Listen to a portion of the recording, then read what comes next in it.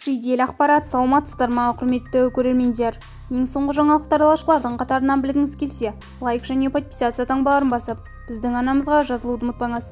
Синоптиктер 24 қарашада республиканың 15 өңірінде қолайсыз ауа райына байланысты ескерту жариялады. Қаралар, жаңбыр, көктайғақ, бірнеше өңірде дауылды ескерту жарияланды.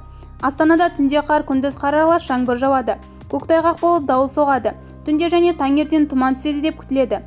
Оңтүстік-батыстан соққан желдің екпіні 23-28-ге дейін жетеді деп болжанады. Ақмола облысында түнде қар, күндіз қаралар, жаңбыр. Облыстың солтүстігі мен батысында қаралар, жаңбыр жауады. Көктайғақ, боран, тұман болады деп күтіледі. Оңтүстік-батыстан солтүстік-батысқа ойса соққан желдің екпіні 15-20, кей тұста 23-28-ге дейін жетеді деп болжанады. Облыстың батысы мен солтүстігінде секундына 30 метр жылдамдықпен жел соғады деп күтіледі. Ақтөбе облысының оңтүстік-шығысында түнде қалың қар жауады. Облыстың оңтүстігінде көктайғақ, жаяу бұрқасын болады деп болжанады. Түнде өңірдің оңтүстігінде, күндіз солтүстігі мен батысында, солтүстік-батыстан оңтүстік-батысқа ойса соққан желдің екпіні 15-20. Атырау облысының солтүстігі мен шығысында күндіз көктайғақ болады. Солтүстік-батыстан оңтүстік-батысқа ойса соққан желдің екпіні 15-20 дейін құрайды деп күтіледі. Шығыс Қазақстан облысының солтүстігі, шығысы мен оңтүстігінде, оңтүстіктен батыстан соққан желдің екпіні 23-ті құрайды. Бізді бақылауды жалғастырыңыз.